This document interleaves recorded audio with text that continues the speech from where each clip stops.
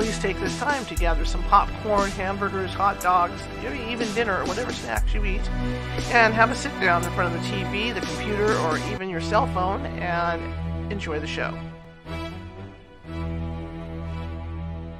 If it's Monday or Wednesday night, then it must be California Haunts Radio Night. Please take this time to gather some popcorn, hamburgers, hot dogs, maybe even dinner or whatever snacks you eat, and have a sit down in front of the TV, the computer, or even your cell phone and enjoy the show. If it's Monday or Wednesday night, then it must be California Haunts Radio Night. Please take this time to gather some popcorn, hamburgers, hot dogs, maybe even dinner or whatever snacks you eat, and have a sit down in front of the TV, the computer, or even your cell phone and enjoy the show. If it's Monday or Wednesday night, then it must be California Haunts Radio Night. Please take this time to gather some popcorn, hamburgers, hot dogs, maybe even dinner or whatever snacks you eat, and have a sit down in front of the TV, the computer, or even your cell phone and enjoy the show.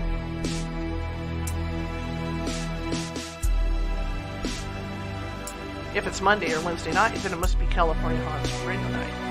Please take this time to gather some popcorn, hamburgers, hot dogs, maybe even dinner or whatever snacks you eat, and have a sit down in front of the TV, the computer, or even your cell phone and enjoy the show. If it's Monday or Wednesday night, then it must be California Haunts Radio Night. Please take this time to gather some popcorn, hamburgers, hot dogs, maybe even dinner or whatever snacks you eat, and have a sit down in front of the TV, the computer, or even your cell phone and enjoy the show. If it's Monday or Wednesday night, then it must be California Haunts Radio Night. Please take this time to gather some popcorn, hamburgers, hot dogs, maybe even dinner or whatever snacks you eat, and have a sit down in front of the TV, the computer, or even your cell phone and enjoy the show. If it's Monday or Wednesday night, then it must be California Haunts Radio Night. Please take this time to gather some popcorn, hamburgers, hot dogs, maybe even dinner or whatever snacks you eat, and have a sit down in front of the TV, the computer, or even your cell phone and enjoy the show. If it's Monday or Wednesday night, then it must be California Haunts Radio Night. Please take this time to gather some popcorn, hamburgers, hot dogs, maybe even dinner or whatever snacks you eat, and have a sit down in front of the TV, the computer, or even your cell phone and enjoy the show. If it's Monday or Wednesday night, then it must be California Haunts Radio Night. Please take this time to gather some popcorn, hamburgers, hot dogs, maybe even dinner or whatever snacks you eat, and have a sit down in front of the TV, the computer, or even your cell phone and enjoy the show. If it's Monday or Wednesday night, then it must be California Haunts Radio Night. Please take this time to gather some popcorn, hamburgers, hot dogs, maybe even dinner or whatever snacks you eat, and have a sit down in front of the TV, the computer, or even your cell phone and enjoy the show. If it's Monday or Wednesday night, then it must be California Haunts Radio Night. Please take this time to gather some popcorn, hamburgers, hot dogs, maybe even dinner or whatever snacks you eat, and have a sit down in front of the TV, the computer, or even your cell phone and enjoy the show. If it's Monday or Wednesday night, then it must be California Haunts Radio Night. Please take this time to gather some popcorn, hamburgers, hot dogs, maybe even dinner or whatever snacks you eat, and have a sit down in front of the TV, the computer, or even your cell phone and enjoy the show. If it's Monday or Wednesday night, then it must be California Haunts Radio Night. Please take this time to gather some popcorn, hamburgers, hot dogs, maybe even dinner or whatever snacks you eat, and have a sit down in front of the TV, the computer, or even your cell phone and enjoy the show. If it's Monday or Wednesday night, then it must be California Haunts Radio Night. Please take this time to gather some popcorn, hamburgers, hot dogs, maybe even dinner or whatever snacks you eat, and have a sit down in front of the TV, the computer, or even your cell phone and enjoy the show.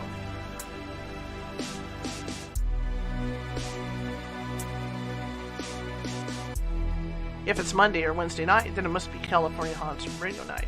Please take this time to gather some popcorn, hamburgers, hot dogs, maybe even dinner or whatever snacks you eat, and have a sit down in front of the TV, the computer, or even your cell phone and enjoy the show.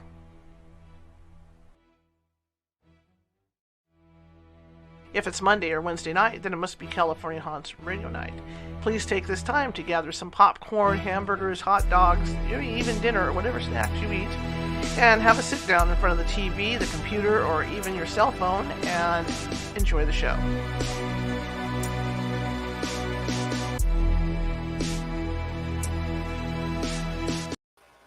Hey, welcome to the show tonight. Another great Monday, and as you can tell, I've got that obnoxious air conditioner on today.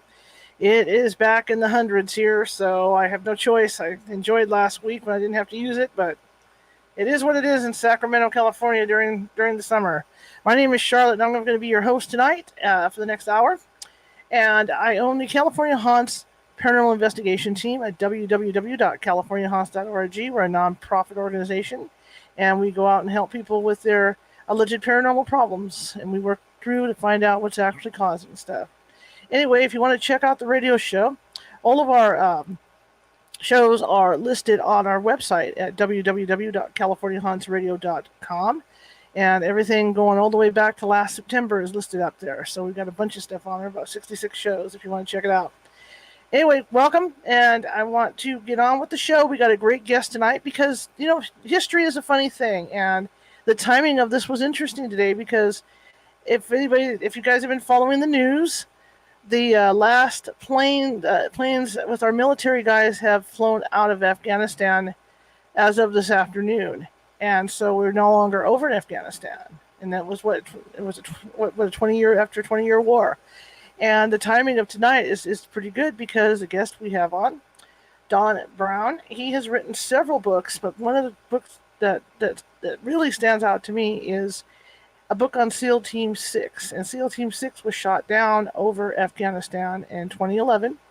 And Mr. Brown seems to think that there's more to it than what the media has let go and what the government's released.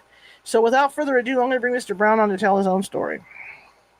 Well, good evening, Charlotte. How are you doing? Hello, how are you doing, sir? Well, first off, I'm not Mr. Brown. I'm just Don. My daddy, he was Mr. Brown.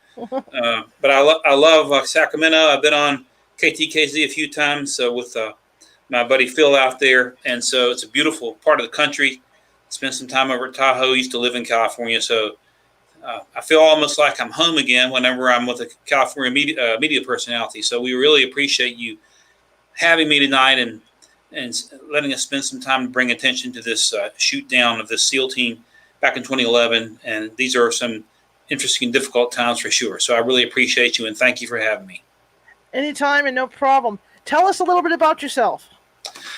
I'm an ex-US Navy JAG officer. I spent 16 years in the Navy, 5 active duty, the rest of the time in reserve. And I'm also an author. I have 15 books that have been published on the U.S. military. Number 16 about to come out in December or January. Some are fiction, some are nonfiction. I started with Zondervan and wrote some military fiction called the Navy Justice series. My first book was published back in 2005. So it's given me something to do all these years, and also I'm an active attorney practicing.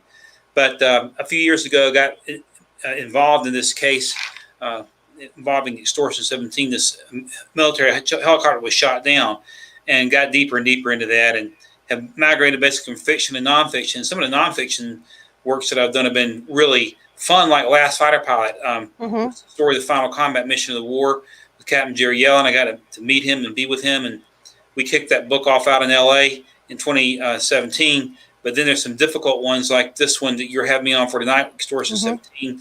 When you have to write about loss of life, that's very, very hard, especially when you get to know some of the family members. But that's about it. That's my story. I'm sort of sticking to it. All my kids are up and out. One's a judge, one is a paratrooper in the U.S. Army, and the third is a nurse. So I know I don't look old enough to have kids that are up and grown. Thank you very much. But that's my story, and I'm sticking to it. Anything else you want to know, you have to either ask me or bribe me. So just let me know. Sounds good to me. When I was looking over your books, I really want to read The Last Fighter Pilot. I love books like that, and I'm just eager. In fact, I ordered it today. Well, thank you so much. So I could read it, yeah. Yeah, that one, by the way, is under some possible film production. There's a production crew that's been working that, but that was a real joy to write. Captain Jerry Yellen flew the final combat mission of the war, and he flew it on the day that the Emperor announced his surrender. He and his wingman, young Lieutenant Phil Schlomberg, there were two Jewish guys who flew the very final mission of the war, diving in toward an airfield there in Tokyo. See, we dropped 2 bombs, and after we dropped the second bomb in Nagasaki, President Truman tried to get the Japanese to surrender, and they didn't want to surrender. So he ordered the air war to start again. But anyway, I got to meet Jerry and know him and spend some priceless time with him during the final months of his life. And he was a national treasure. So thanks for ordering that. I do hope you enjoy it. Oh, absolutely. You'll find it a little more uplifting than some of the tragedies I've had to write. But I was lucky to be able to write that book. I hear you. How did you get involved? Well, as a JAG, obviously. How did you get involved in writing this book? Well, that's a very good question. One day in 2013, I was basically surfing the internet, and as we do sometimes, and I saw this press conference. That press conference wasn't live; it had been conducted a week or so earlier, but it was to the National Press Club in Washington, D.C. And it was about the press conference about the shoot down of this helicopter called Extortion 17. I heard about this helicopter, Extortion 17. That's the call sign of a U.S. Army Chinook helicopter. It's a troop carrier. We see them. We saw them lifting folks off our embassy in Afghanistan just last week. The workhorse helicopter. And and I heard about us losing these Navy SEALs back in 2011, but because relatively little amount of attention had been given to it, I hadn't thought as much about it as I should have. But at this press conference, there were these family members there who had lost some of their sons, and obviously they were in a lot of pain, a lot of confusion. There were several members of the Congress who were there, and several retired, very high-ranking generals and admirals who were there giving their support. And as I was watching this press conference, which lasted over an hour, and you can still find that press conference online today, it was very obvious to me that something had gone wrong with this mission, and something had gone terribly wrong. And I'd spent some time out in San Diego, just down Interstate 5 a ways from you. Well, you got to go over to Interstate 5 before you go down it. But and had handled a major aviation disaster there. We had lost an F-14 Tomcat. You ever saw the movie Top Gun? That's what Tom Cruise flew the first time. And so anyway, and I was a JAG officer assigned to that case, wound up investigating and then handling it all the way through federal court. So when I saw this press conference and I saw these parents were in a lot of pain, and I could sense that something wasn't right, something was wrong about what had happened. So I basically sent a Facebook message to one of the mothers and said, hey, listen, I just saw your press conference. I'm an ex-Navy JAG. I've got some experience in major aviation disasters. If I can help you, just let me know. I mean, if I'd be happy to. And I told her I've been an author. I'd had about 7 books published at that time. She wrote back. She said she wrote back, said, we've been praying about somebody to write a book. We'd like to talk to you. And I wasn't really honestly expecting to hear anything back, but I did. And so I live in Charlotte in North Carolina, and Billy and Karen Vaughn live in the Palm Beach area, but they're from Western Tennessee. And they had been out visiting their family and were coming back to Florida. And I drove from Charlotte down to Atlanta about 4 hours, met them in a Denny's restaurant, talked to them for about 4 hours. And, of course, they're trying to size me up. They don't know who they can trust from the government or not. And, of course, I wasn't active with the government at the time. I had been off the reserves for a few years at that time.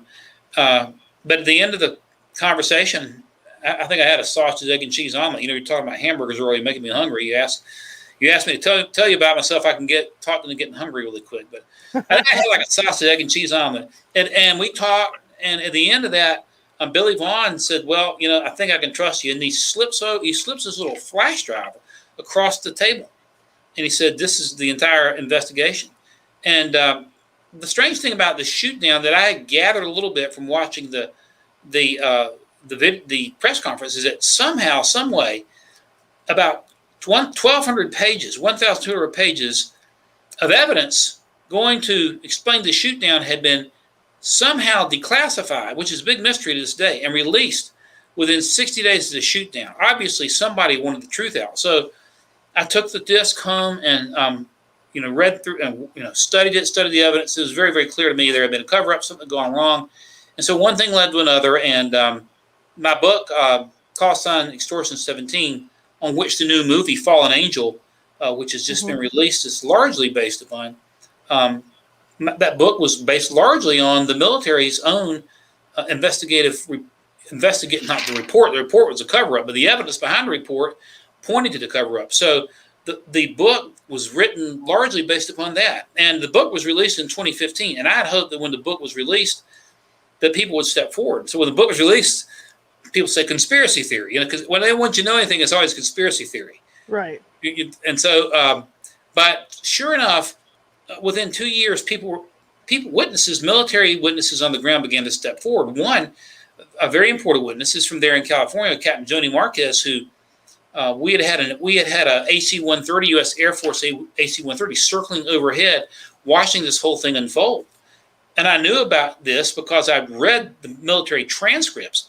But when you read these transcripts, they don't give names for security reasons. So you don't know the name of who is giving the testimony, except we knew the pilot of the AC-130 and the navigator were testifying because this helicopter was flying into a Taliban trap, it looked like. And there were Taliban, what they call squirters. There were combatants on the ground with objects moving toward the landing zone. Obviously, the flight crew of the AC-130 looking down could see the helicopter moving into place and considered what was happening on the ground as a tremendous threat to the helicopter. And they called flight control and tried to they said, hey, turn the chopper around.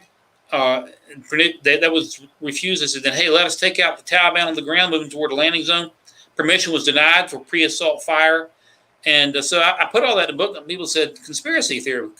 Then Captain Marquez, God bless her, comes forward. She steps forward, and she verifies that. And we've had others step forward as well. And as I mentioned earlier, there was a docudrama movie just released called Fallen Angel, which is available at fallenangel.film. And Captain Marquez actually makes an appearance in that movie, and her testimony is compelling. So it's kind of a long answer to the question, but it all started with me watching a press conference and something telling me you got to try to offer to help if you can. And now here we are on your wonderful show. So it's amazing the way things work out. So as a former JAG officer, though, you were able to do the research into this. I mean, it would be a lot easier for you than it would be other people because you kind of have the insight on how to get stuff, right? Well, that's true. There's a lot of truth to that. First off, I'm both a JAG officer is nothing more than an attorney who's an officer in the military, and but there's a thing called legalese in the legal world. It's a bunch of jabbery stuff that most people can't read, and I think it's about a sound sometimes. But on top of that, in the military world, we have militaries. Everything's in acronyms. CENTCOM, Surfland, ComLab, Surfland. Syncus Navier. You could go on and on and on. You say what? So there's so much is written in militaries, it's hard to understand. I could read the language. And of course, then having been in the unique situation of having handled this F-14 disaster, we lost a student pilot, and we almost lost two pilots. We lost a student, and the instructor was saved.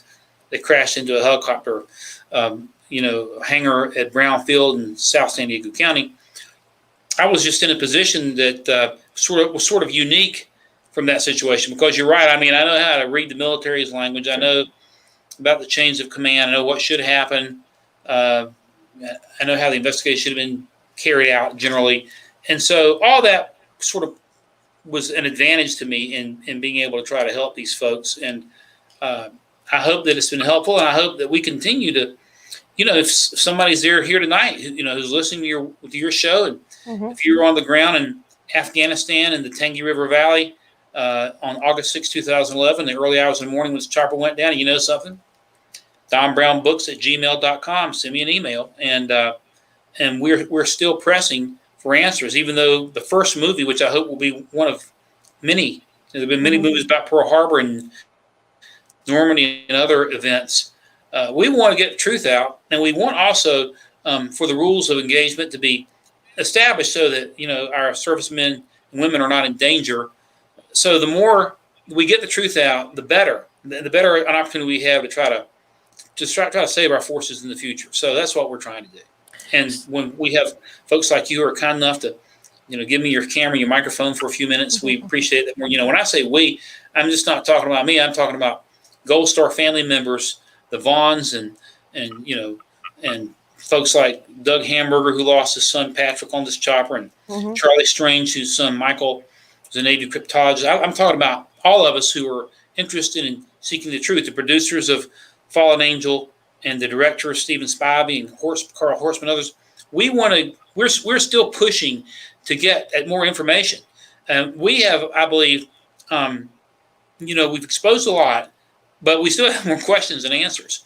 And these families deserve answers. The other thing that is a concern to me is that, this was the largest loss. When this chopper went down on August 6, 2011, first off, there are some strange things about it. It was only 96 days after U.S. Navy SEALs took out Osama bin Laden.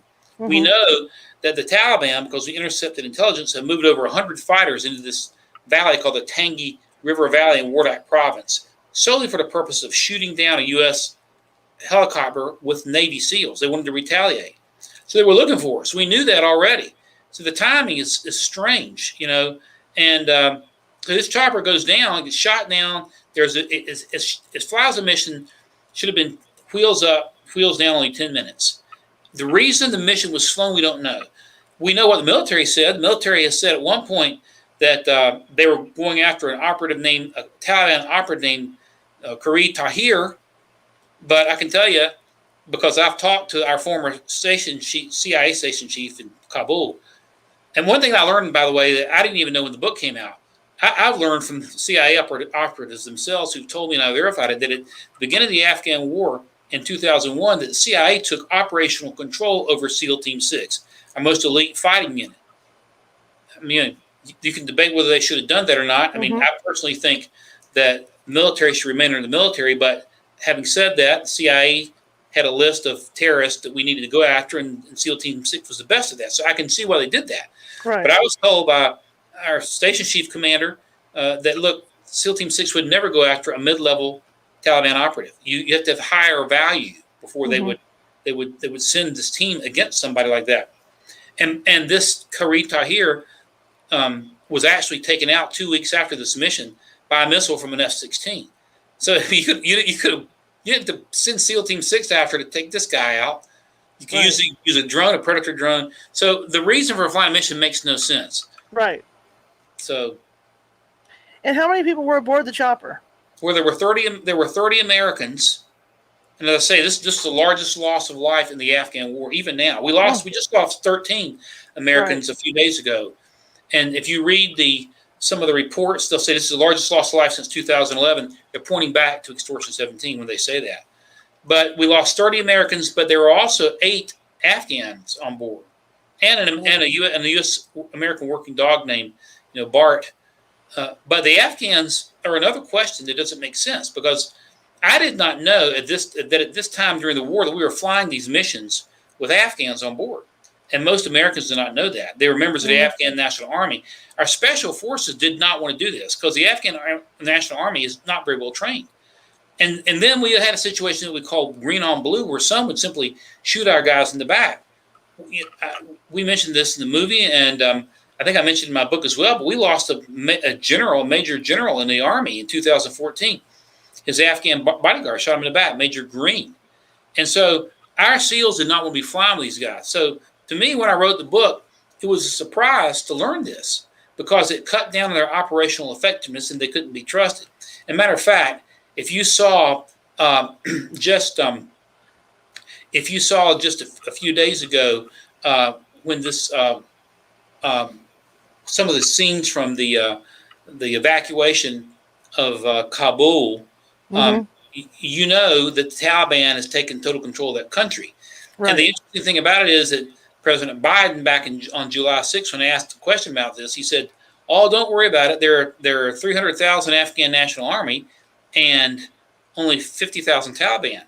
Well, he might have been right about the number, but he seriously did not fully understand the what's the best way to describe this? The total ineffectiveness of the Afghan National Army. Okay, that's why the Taliban was able to sweep through and take control of the country, because the ANA, the Afghan National Army, is basically a big paper tiger. but they were being flown on our helicopters with our Navy SEALs and Army Rangers. And our guys did not want them on board for a number of reasons, namely because they slowed down and hampered operational effectiveness. But another reason is that you had green on blues, in some cases shooting our guys in the back. And the thing that's strange about this is that although the official report on Extortion 17 did not reveal this, we learned as we looked in those 1,250 pages, there had been a swap out of the Afghans on this chopper sometime recently. And so the Afghans who came on board the chopper, we don't know their names to this day. We have since learned that they had initially been assigned to a Ranger unit. We've also learned that the Afghans who were initially assigned to the SEAL unit were angry at the SEAL unit. That's why they did the swap. But all the Afghans were in the same tent there together on this base, and there appears to have been some animus there toward the SEAL team by the Afghans. So we suspect there's a strong possibility there something went wrong on the chopper. The chopper was delayed, 7 minutes. It was hanging in the air 7 minutes after it should have been on the ground when it was blown out of the air. And we lost communication with it. And afterwards, we were able to recover several of the autopsies of the guys, and we found bullets in the bodies. We discovered for the autopsies, the bullets were found in the bodies of 2 of the 3 autopsies we had, and those bullets were thrown away by military pathologists at the point that they were found. Just threw the bullets away. They weren't identified as, NATO round bullets, which would be 5.56 or 2.23. They weren't identified as potentially the old Soviet round bullets, the 7.62s. We don't know what they were. And so when these bullets were thrown away, that violated the military pathology protocol. And because you're never supposed to throw away any evidence until the investigation is complete. This investigation started. So it looks, all these things smack of a cover-up. And some of these things are addressed in the film Fallen Angel that I mentioned earlier. And I hope you get to see it. I want to see it. I hope your listeners and viewers get to see it as well. So, obviously, something did go wrong and something happened. Could these have been Taliban operatives? Well, sure they could have been. Sure they could have been. Because, and I address this in the book, and we address this in the movie as well. But the former ambassador, U.S. ambassador to Afghanistan, Ryan Crocker, came home around 2012, 2013, and was given a speech to a think tank. It might have been a Brookings Institute, I can't remember. But it was a think tank in Washington. He was expressing concern about Taliban infiltration into the Afghan National Army. And he said in that speech that he was concerned that the numbers could be at least 25% or even higher. Okay. So, and by the way, it wouldn't take all of them to have turned. 1 or 2 or 3. If one guy came on that with bomb vests or something like that, wouldn't take much to cause havoc. So that could very easily have been the case, because in 2011, 2012, that was at the most, what we call the kinetic point. In other words, the hottest point. Most people getting killed, more bullets flying, everything like that of the Afghan war. And the green on blue reached its peak probably the following year, 2012. So it could very well have been an infiltration. We saw a lot of this going on, and it could very well have been the case. And the other thing that makes this so suspicious is the black box on this helicopter is missing. Modern aircraft have a black box. Right. And a black box has a flight data recorder and has a cockpit voice recorder. And that cockpit voice recorder is something gone wrong in that aircraft. If we could hear it, we'd know. And so when this chopper went down, it went down, Charlotte, at about 2:39 a.m. local time. If you read the official report, the official military report tells us the first Americans on the ground were U.S. Army Rangers at 4:12 a.m. Remember, the chopper went down at 2:39, about 2:40 a.m. The official report says Rangers were on the ground at 4:12 a.m. And 2 minutes later, just 2 minutes later, U.S. Army Pathfinders came on the ground at 4:14 a.m. The Pathfinders, their job, and we've read their testimony that they gave that we were able to get, was to go in and search for and find a black box. They searched for 3 days, could never find it. Later, in October of 2011, remember the chopper went down in August 2011. Right. The military brought in family members to Little Creek, Virginia, where SEAL Team 6 is, for a briefing by the investigating general, a guy named Jeffrey Colt. General Colt was, your sons were heroes. This was done in the fog of war. Nothing could have happened. Nothing could have been done. Give them just the typical party line. And some family members had the acumen to ask the general, what the black box? What happened to the black box on the chopper? Well, the general, and keep this in mind, in October of 2011 said, well, we never could find the black box. Get this, the black box washed away in a flood. Whoa. And that's the position they took. It's ridiculous. And, we pull black boxes off the bottom of the Atlantic Ocean. Sure. They have a low frequency emissions that goes ping, ping, ping. And what had happened here is this chopper had gone down. Remember, I mentioned this Tangi River Valley. There's a thing called a Tangi River. Mm-hmm. If you see the movie, you'll see pictures of it. It's like a big muddy creek.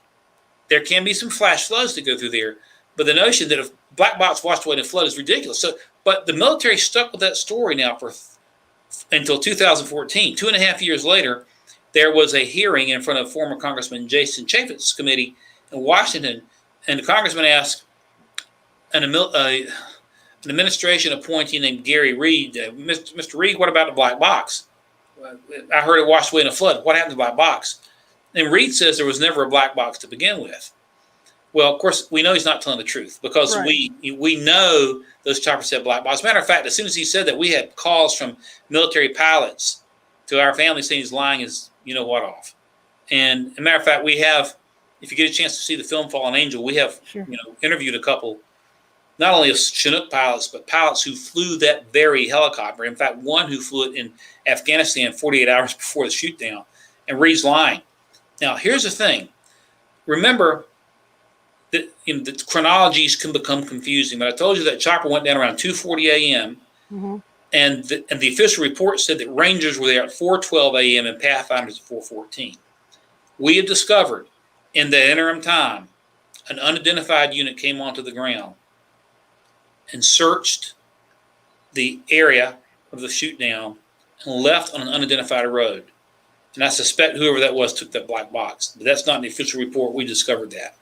So all these things adding up lead you to believe that something doesn't smell right. Something doesn't smell right. It doesn't smell right at all. I'm talking too much, not like you asking enough questions. No. That's fine. No, that's fine. I mean, you know the story better than I do. Okay, so I mean, I'm leaving it to you to tell the story because you're the guy. You're the guy on this. You're kind of say that. I want everybody to know the story. The other thing that is really, my apologies. I should have put this on. That's okay. Thing here.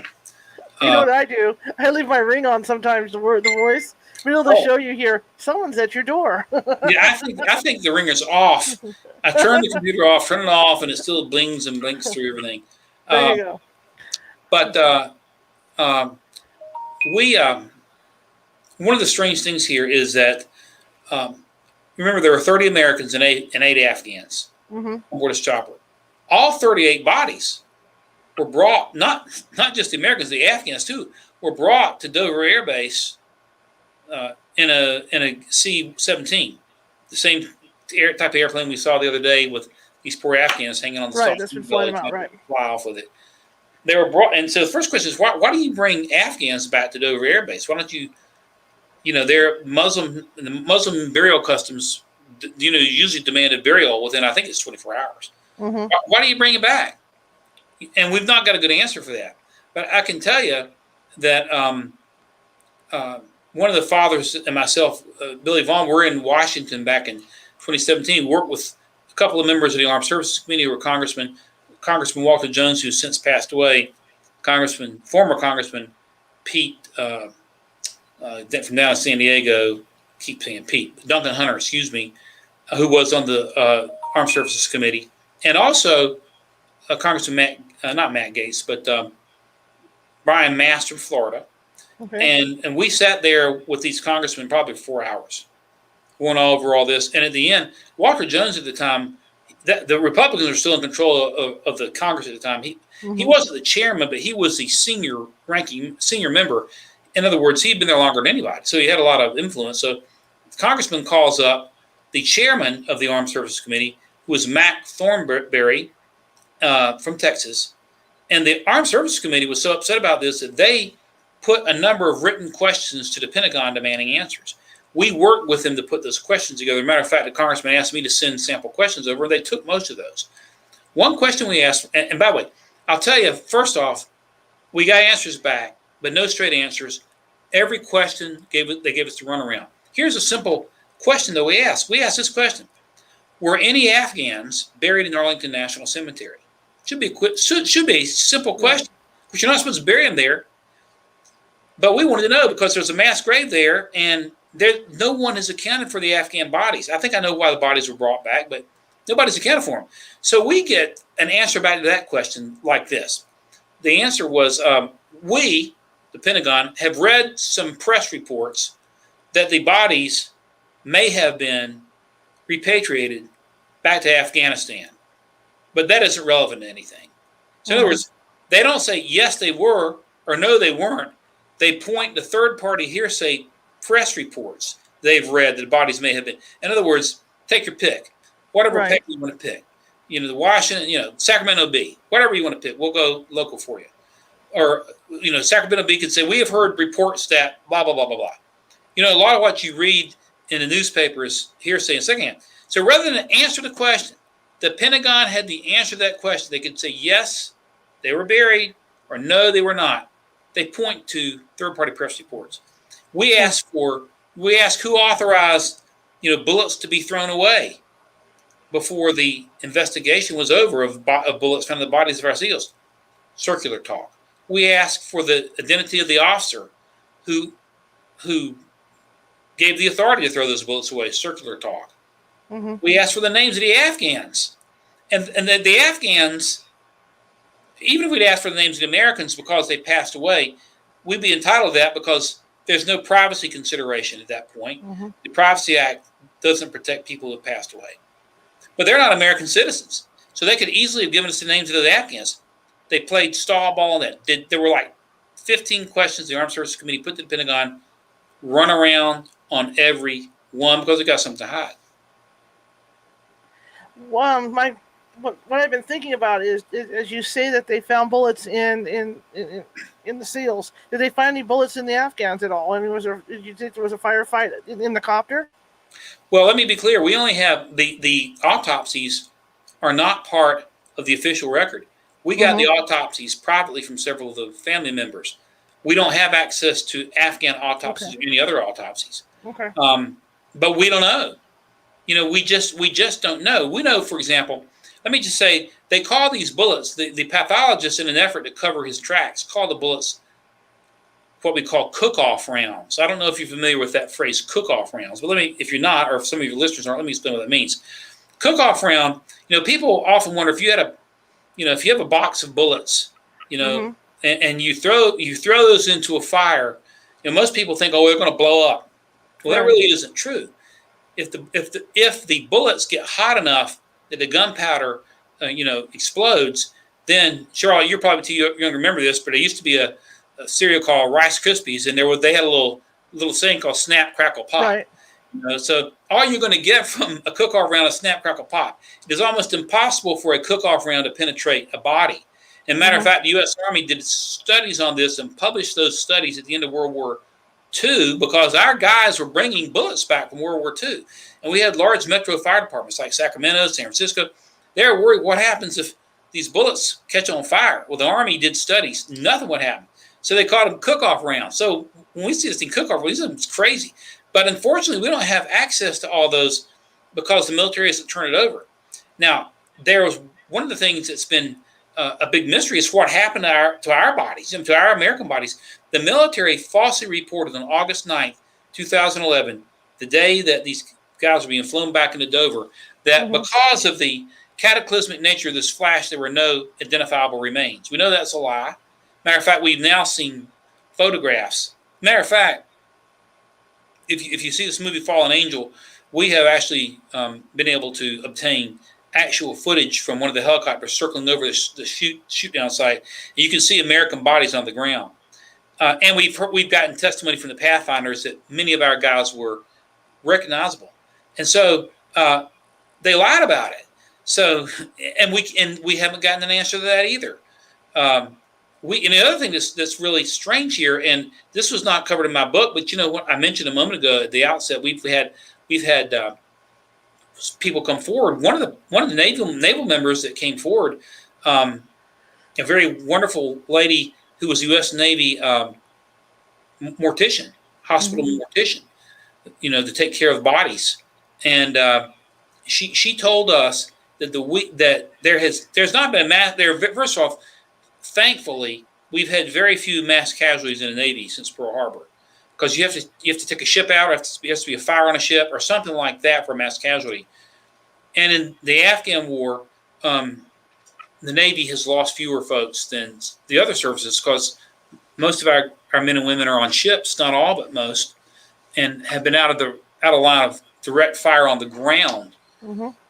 But strangely, but having said that, the Navy has been 100% supportive of this war with our airstrikes and our SEALs on the ground and our Marines and this sort of thing. So I'm not detracting from my own service. I'm just saying that it has been rare to have a mass casualty in the Navy. But for the entire week leading up to this, at the Navy Mortician Command in Millington, Tennessee, strangely, they're running a mass casualty drill every day. They'd never run one in the 3 or so years that this hospitalman mortician, Crystal Wall, who was interviewed in a movie and came forward, they'd never run one since she had been there. So every day, prepare for mass casualty. On the morning of August 6th, about 4 in the morning, she gets a call from her boss. And he says, be prepared to fly to Dover, mass casualty. She thought it was part of the drill. It wasn't part of the drill. It was almost like they knew what was coming. I mean, there are just so many unanswered questions here that this thing stinks to the highest heaven. And just unfortunately, watching what's happened this past week with losing 12 Marines and a naval corpsman, that type of thing brings us home and brings it, what happened in 2011, brings it home back to roost and inflicts a lot of pain on people who still haven't gotten over it.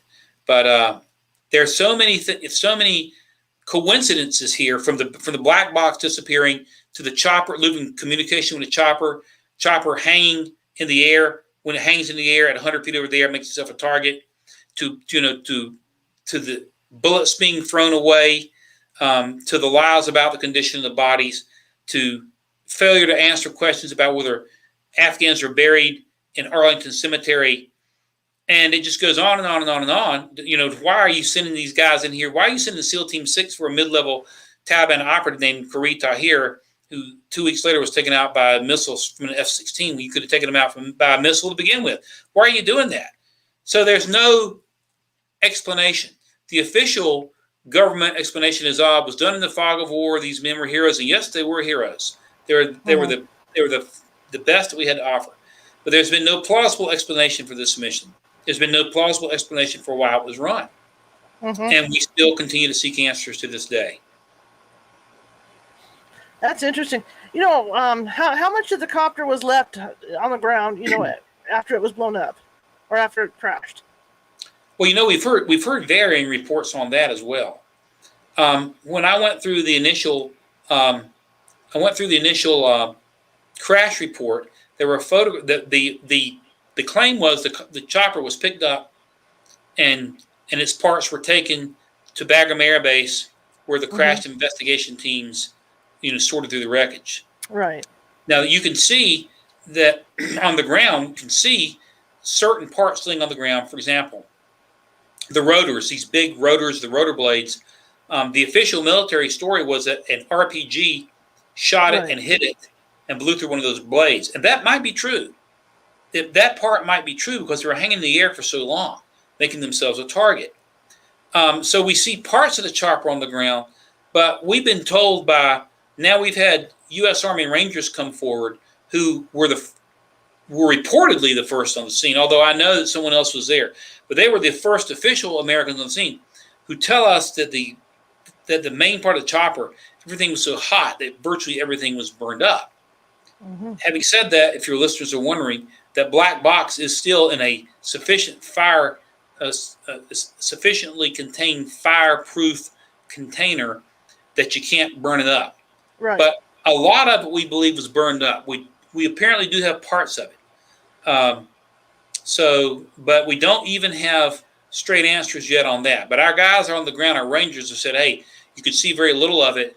In fact, we had a member of the 10th Mountain Division come down the next morning whose job was to both look for, his name is Trip Hamilton, he's interviewed as well. His job was to look for the black box and also to help prepare the body. She said you could see virtually nothing of the chopper. So I believe that most of it was incinerated. But here's the crazy thing about it. We have bodies that were identifiable. That's the crazy thing about it. The other thing about this cook-off round theory, one of the guys who had cook-off rounds in his body was thrown probably 40, 50 yards away from the chopper, and you can actually see his body in the aerial footage that's in the movie. So it would be impossible for a cook-off round inside a chopper to have gone off. Right. Even if it could penetrate his body to reach that far.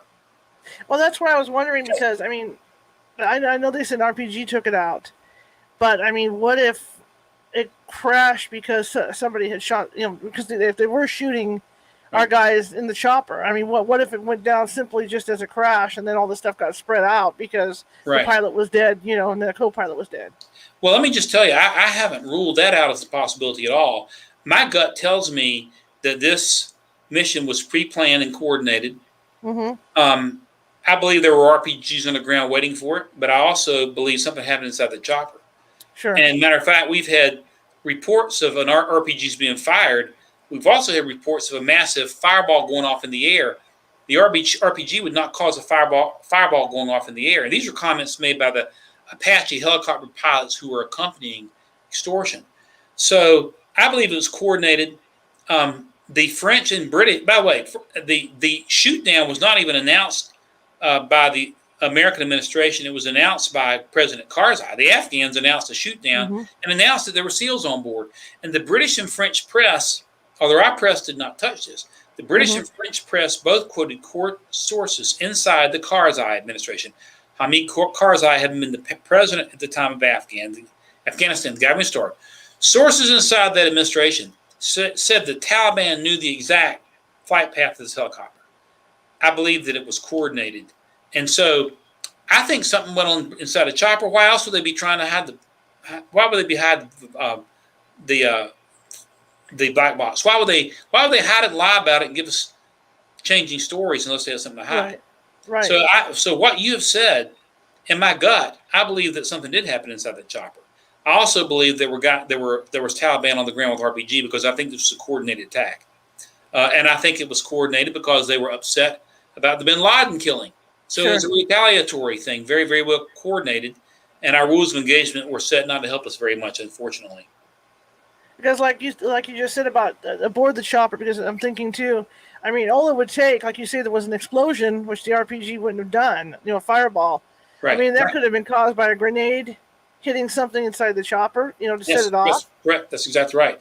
If let's say one of those guys jumped on board the chopper, one of those Afghan guys, and he had a suicide belt around him. Yes. I mean, there could have been a firefight trying to take him out before he set it off. A lot of things could have happened. We do know, again, that these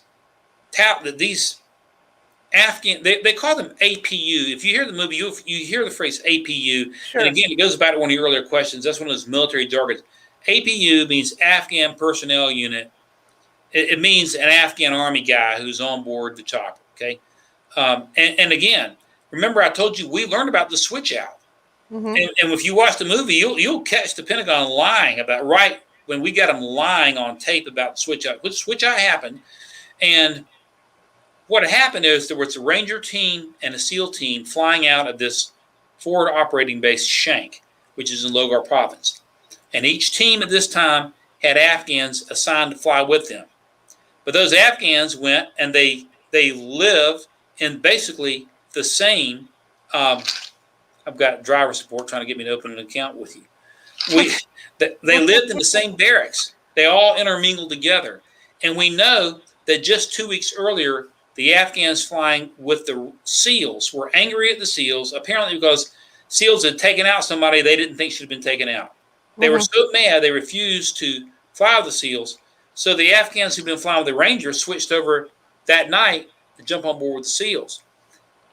But even though one had been flying with the Rangers and one with the SEALs, they all lived in the same barracks. They all, hung out. They were all Afghans.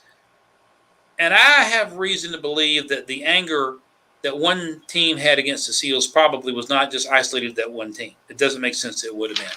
Sure, absolutely, absolutely. So I believe something did happen on the chopper. I think circumstantial evidence points to that. There's a difference between circumstantial and direct evidence. So many things, went wrong. There's no reason. First off, this is an Army National Guard chopper. Sure. The Colorado National Guard flew it. The Pentagon, the initial report, they tried to make an issue of that, as if our SEALs should have been flying on something, and they should have been flying on special operations choppers.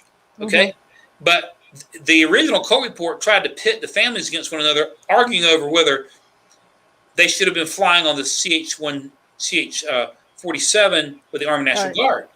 And the conclusion that General Mattis, who signed off this report, Mad Dog Mattis was the commander of Central Command at the time, was, we find that the pilots are fully qualified, et cetera, et cetera. Well, he was right. He's right about that, but I think they were throwing a diversionary argument in there. Matter of fact, the senior pilot on board this Chinook was a chief warrant officer out of the Denver area named David Carter, and he'd been flying for 20-some years. And what a lot of folks don't realize is that some of our reservist pilots are just as good, if not better, than our military pilots. Why? Because they've got a lot more experience. They've been flying for 20-some years.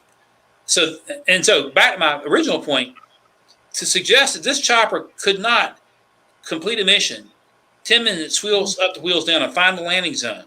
This chopper had flown another mission for the Rangers about 3 hours earlier, and its sister chopper. There were two extortions, 16 and 17. They flew a mission for the Rangers, perfectly executed, had been flying perfectly executed mission. All of a sudden, can't find its landing zone. With a pilot on board with 20 years experience, with GPS, you and I, we can flip on our cell phones, and a GPS will take us to our garages. Absolutely. The military's GPS is far more sophisticated than what we have. Right. The notion they couldn't find a landing zone is preposterous. The other thing that I just mentioned, there were two of these extortion helicopters, two of these CH-47s, Extortion 17, which went down, and Extortion 16. Both of these choppers flew a mission 3.5 hours earlier involving Army Rangers. These Army Rangers are the same Rangers who would come on to the shoot-down zone later in the morning at 4:12 in the morning. But these two helicopters, when they flew the Rangers according to standard protocol. Half the Ranger team was on one helicopter, half was on the other. They take off. That way, if one goes down, you save half the team. But strangely, when this mission involving the SEAL started, both helicopters take off. But rather than splitting the team half in one and half in the other, all of them were crammed on Extortion 17. Extortion 16 was empty except the flight crew. Flew alongside it, but then when it's time to go in, backed off. So why do you do that? Why don't you split the SEALs up? See, these are just questions that scream for answers. We don't have the answers. Yeah, something's not right there. That doesn't make any sense at all. Yeah, you're right. Got that right. At all. So, like you say, this was a coordinated attack with whoever was on board and whoever was on the ground. I believe so. That much is obvious. Yeah, I believe so. Absolutely, I believe so. The stalling in the air. See, there was a reason that chopper stalled. And it points to a coordination. Even if there wasn't a bomb that went off inside the chopper, they needed to get the chopper still in the air so they could take a shot at it. So that you stop it in the air, and now it's a sitting duck. So if it was only the RPG from the ground that took it out, if it stopped in the air, that shows there was coordination here, which I believe there was coordination here. But I also believe something happened to the chopper. I think there was a firefight, possibly. Why would you have bullets? I mean, there's no other logical reason unless there was a firefight, either in the chopper or after the chopper went down. So now, the question, not to interrupt, but the question I have is, like you said, the chopper was hovering at the time. I mean, if there is a firefight, is the pilot going to keep the chopper from moving, or do you think somebody took control of the chopper to get it to hover that long? Look what happened in 9/11. They took control of the cockpits. Right, that's what I was thinking. Yeah, we did, or at least that's the official story. We don't know. What we do know is the chopper was supposed to make calls in. So remember, it's 10 minutes, wheels up, wheels down. By pre-designed flight protocol, was supposed to make a call in at the 6-minute mark before landing, at the 3-minute mark before landing, and the 1-minute mark. It did call in properly at the 6-minute mark. So whatever happened must have happened after the 6-minute mark. When they were waiting for the call in at the 3-minute mark, there was no call at all. And it was 10 minutes after that 6-minute call should be made. We hear from the chopper. We hear another request from the pilot. Can you express? We hear a strange request from Extortion 17 pilot. Can you give me a sparkle? And a sparkle is like a burst of light. He wanted the burst of infrared light. Remember that that AC-130 gunship flying overhead? They can actually burst infrared light down on the ground. You can't see it with your naked eyes. You can see it with night vision goggles. And and one of the Apache pilots said, "Are you 1 minute out?" Because the burst of light was not supposed to occur until they were 1 minute out. Why? Because Taliban can see it. They can see with their night vision goggles, and they can come to this landing. See, we're flying at night, so they can't see. It's moonless at this point. But you burst light, and you can see it. And one of the Apache pilots said, "Are you 1 minute out?" Extortion pilot says, "No, that's a negative, but I'm having trouble lining up my landing zone." And then the Apache pilot says, "Well, you're not even a minute out, and you're asking for a damn sparkle." That's exactly what the Apache pilot said. Something had gone wrong inside the chopper. So as to whether or not you had Taliban holding a gun to the head of the pilots, or had taken control of the chopper, or had killed the pilots and knew enough to hold the chopper in the air while their comrades could take it out, we don't know. And here's the other thing. I do believe there was some cremation involved here. I believe the reason that the Afghan bodies were brought back to the United States was probably to cremate them. One of the things that I didn't have a full grasp of at the time when I began to write the book was the sophistication of the biometrics program that our military had put into place in Afghanistan. You may have heard some about it just in the last week. Taliban taking our biometric system and using it to go hunt down people. Okay, the reason we had a biometric system, Charlotte, is because in the Afghan war, more of our service members were getting killed from IEDs. These are bombs in the ground like mines, than from the Taliban shooting us. They don't want to take our SEALs and Rangers and 82nd Airborne on in a firefight because they'll get killed. But they go plant bombs over the place, IEDs. So when the bomb blows up, and they hide them they're on roads, they take vehicles out, they're extremely dangerous. So we began to learn that when these attacks, these IED attacks happen, we would see scraps of the explosive device. Maybe a thumbnail size of a piece of a fragment here, or thimble size there, or something the size of a quarter, or maybe something even larger. And on these fragments, there was DNA. Sometimes it was blood, sometimes it's fingerprints, all kinds of things. We discovered that if we began to force the Afghan population into a biometrics program by submission, which we did, that in the future, when these bombs went off and we see 1/4 of the edge of a fingerprint on one piece of shrapnel from a bomb that's killed one of our guys, we can get a biometrics match and go track that person down. Okay. So that, and I wasn't even fully aware of that. I became more aware of that on a case that I worked on subsequently. Because I went out of the military about 10 years before the War on Terror, and I wasn't in Afghanistan. I went out at the end of the Persian Gulf War, which we didn't have that then. So, but the only way to destroy that biometrics evidence, well, is to cremate the bodies. Sure. So if you cremate the bodies, and if this were a terrorist, if this were a terrorist attack on the inside of that chopper, we could have probably proved that by a biometrics match. If you cremate the bodies of the Afghans, you'll never be able to make that biometrics match. And I suspect that may have happened. And I suspect that probably there were Afghan remains, or probably ashes or something, probably buried at Arlington, which is probably why the Pentagon dodged that question. And then I keep trying to wrap my head around the chopper, hovering, because I mean, if you're going into enemy territory, the last thing you're going to do is let the chopper, they're going to be shooting. The last thing you're going to do is let that chopper hover. That's true. If you have control of the chopper, and that's the question. If you have control of the chopper, there'd be no reason for it to be hovering. So, and therein lies the mystery. Listen, if we had the black box Mm-hmm. and the cockpit voice recorder, you and I could solve this within the next 15 seconds, probably. Sure. Because we would know. Right. We would know. Somewhere it's in one of those boxes, like at the end of that Indiana Jones movie, you know, when they take the Ark of the Covenant and Yep. put it in the warehouse. It's in one of Great those stuff. boxes somewhere in some warehouse. One of my favorite all-time flicks. You're right. Yeah, where it's hidden away. So. Where Yeah. it's definitely hidden away. Yep. This is just fascinating to me. Absolutely fascinating. You know, this whole thing. What was the family's reaction? I mean, when you said, did you talk to the families about any of this, or what was their reaction to the book? Well, I've worked primarily with 3 families, and mainly with one more than the others, Billy and Karen Bond, and they have, you know, they've been very outspoken Gold Star families, and they were very pleased. You know, honestly, remember going back to the meeting that we had in Atlanta. They took a leap of faith, even to trust me. They didn't know what I was going to do. Mm-hmm. There's been another book written after my book, which is I won't give any credit, any publicity for it, but it was written and published by the Smithsonian Air and Space Museum, trying to say this was a fog of war thing. It's the government, more the government cover-up.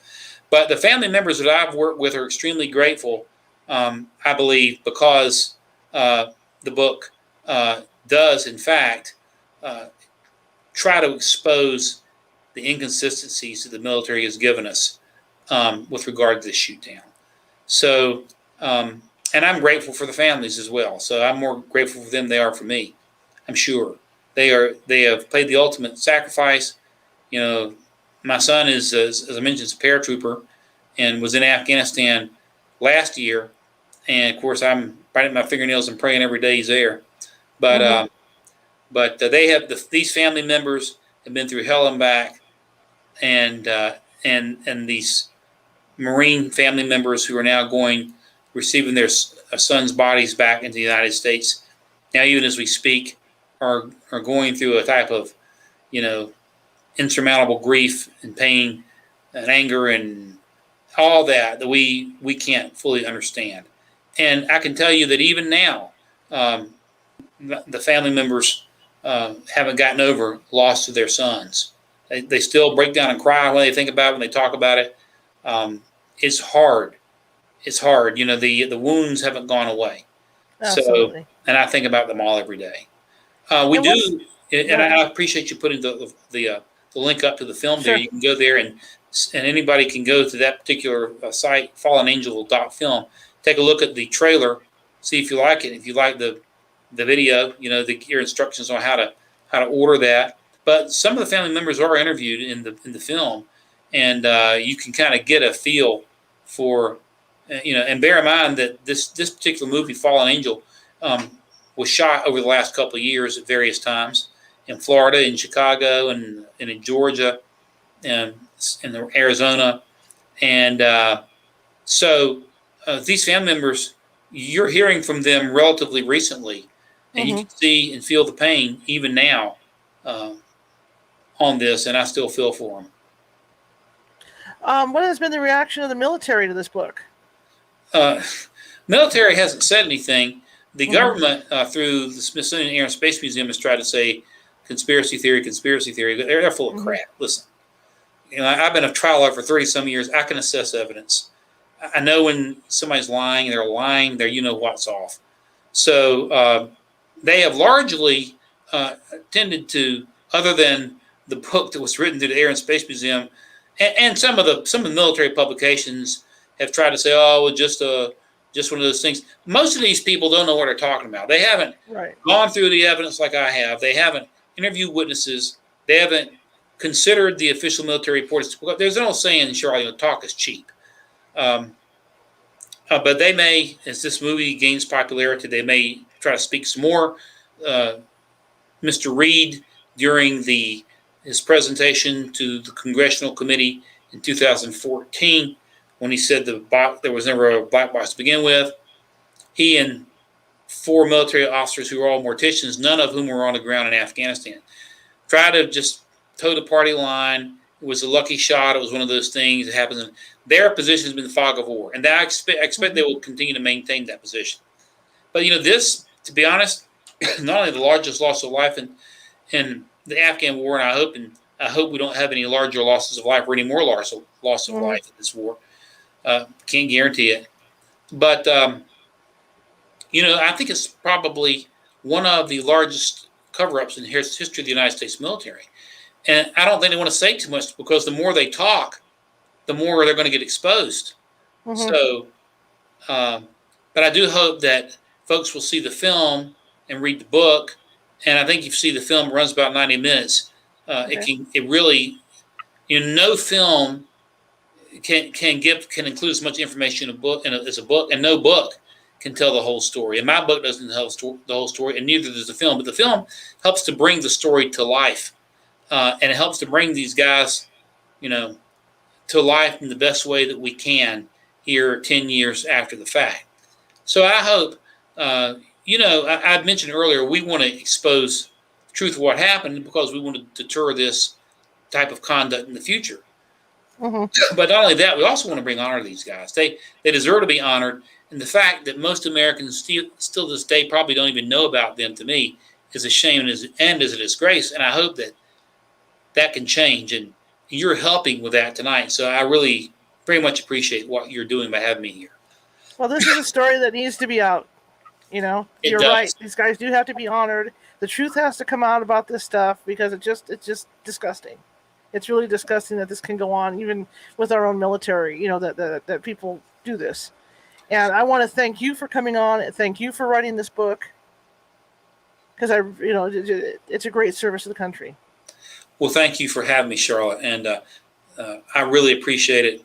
Wish you all the best. Hope to see you again soon. Best wishes to you, your listeners and viewers, and thanks for having me again. And how can people find you? You can find me at donbrownbooks.com. That's my website. You can find me on Twitter at donbrownbooks, Same at Facebook. And you can also email me, donbrownbooks@gmail.com. Well, I hope we can have you on at a later time and talk to you some more about this. You betcha. You have a great evening. Thanks so much. Thank you so much. I appreciate it. You too, Charlotte. Bye-bye. Okay, guys, that was fascinating, and that is something that has to be brought out, because lots of cover-up and lots of lives lost, and it's very, very, very sad. Tomorrow, we have a change of guest. The guest that was supposed to be on, her house burned down in the Calder fire. So I have a last-minute guest coming on, and that's going to be Hugh N. Nugent, and we're kind of shifting gears tomorrow. Hugh N. Nugent is an energy healer, and she's based out of El Dorado Hills, and she's been working with people for years, and she's done some really good work with folks. And so we're going to have her on tomorrow. Now, if you like this show, share it with 5 people. We're trying to get more people interested in watching this show, because we do have varying topics, just like bringing Dawn on tonight. We do do a lot of different topics, not just paranormal. So if you like the show, share it with 5 people. If you didn't like the show, share it with 5 of your enemies. Doesn't really matter. We are a non-profit show, and normally I have a ticker running along the bottom, but I didn't do that because, as you could tell during the show, we had some connection problems, which hopefully everybody got to see a full show tonight. I was glad to get back on. And so you can donate to us at PayPal Me at California Haunts. The reason why we have a PayPal Me is because we are a nonprofit organization, and all this comes out of pocket to keep the show going and on the air. So I'd really appreciate anything you can help us out with a little bit. I hate begging, but times are what they are. And go over our YouTube channel. It's kind of hard to find. I don't know why, but for some reason they've made it difficult. You just want to Google California Haunts YouTube, and you will find us, and subscribe over there. Because if you get on there, you're going to see about 65, 70 videos of different shows we've done on different topics. And I'd really appreciate you subscribing. So anyway, again, tomorrow we are going to have Hugh N. Nugent on. And it's going to be a different kind of show. So if you're into healing, or if you're having trouble with your business, if you're having money problems, maybe she can help you out, give you some advice. But thank you guys for coming tonight, and I will see you all tomorrow at 6:30 p.m. Pacific. Have a good one.